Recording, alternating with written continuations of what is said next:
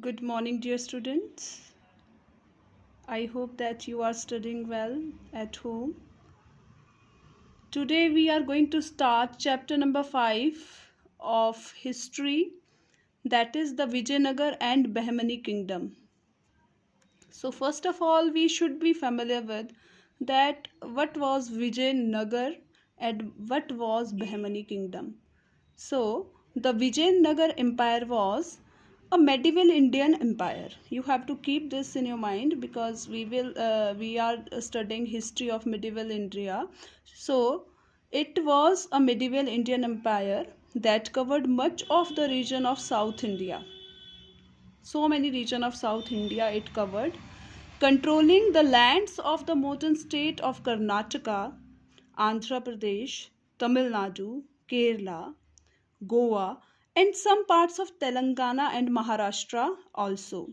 So, most of the region of South India was controlled by Vijayanagar kingdom. Then we will talk about the Bahmani Sultanate or Bahmani kingdom. It was a Sunni Muslim empire basically that ruled the Deccan Plateau in South India. The Behmani kingdom came in power in 1347. 1347, you have to keep this in your mind. So you have to open your book, and what we are going to read in this chapter. In this chapter, we are going to read or learn about the powerful kingdoms that emerged in South India. Where? In South India, as the Delhi Sultanate began to decline, and we will understand why these two kingdoms were in conflict with each other. Conflict means they were having fight with each other. Learn about the achievements and important features of these kingdoms. We are going to learn about achievements and important features of these kingdoms in this chapter only. Connection to our life. What is its connection to our life? Just like medieval kingdom, countries and states sometimes fight over areas with resources even today, or a big idea it would provide, like the Vijayanagar and Behmani kingdom were powerful kingdoms in southern India, but their conflict with each other made them weak. Now let's have some connection back.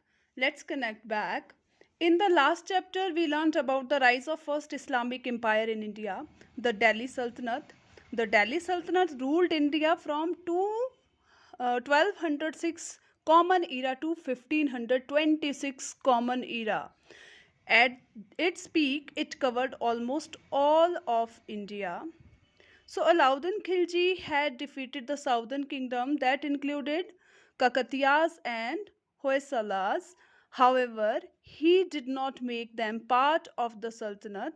Instead of rulers of these kingdoms had to give part of their wealth to the Sultanate every year.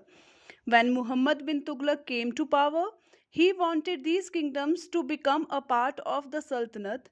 He defeated their kingdom and appointed his own officials to govern the new territories. However, we also learned that with the failure of Muhammad bin Tughlaq's reforms, the Sultanate grew weaker over time. So its power over the southern region decreased. People here began to realize that this was a right time to break free from the sultanate. Therefore the kingdom began to rise in the south. Now there will be emergence of Vijayanagar kingdom. Two such kingdoms that emerged in South India were Vijayanagar kingdom and the Bahmani kingdom. Both were powerful and reigned for over 150 years. Reigned means they got ruled. They ruled for 150 years, but they were also neighbors who were always at war with each other. They were always fighting with each other. What was the story of these kingdoms? Why were they fighting with each other? What kind of impact did they have on the south? These are same of the questions that we will answer in this chapter. We will get the answer of these chapters. So two new southern kingdoms we are going to read now. Let's now learn how the kingdoms of Vijayanagar and Behmani emerged. कैसे ये उभरे? The different historical sources that tell us about this time and some of the major events that took place during their rules. So, why they were rose? We know that the Vijayanagar and Behmani kingdoms came to power after breaking away from the mighty Delhi Sultanate. That was very powerful Sultanate, Delhi Sultanate. How did this happen? Let us find out. See, some pictures have been given over there. So, brother Harihara Raya and Bukka Raya used to work in the Kakatiya kingdom. One was Harihara Raya or Bukka Raya. Then you can see in picture second, when the Kakatiya kingdom was defeated by the Delhi Sultanate, the brothers started to work for Sultan Muhammad bin Tughlaq. Okay, so Muhammad bin Tughlaq, he is saying over here, you will now work for me. Then what happened? One day they met a saint named Vidyanya. He advised the brothers to stop serving the Sultan and break away from the Delhi Sultanate. Why do you work for the Sultanate? Who is saying this? Vidyaranya.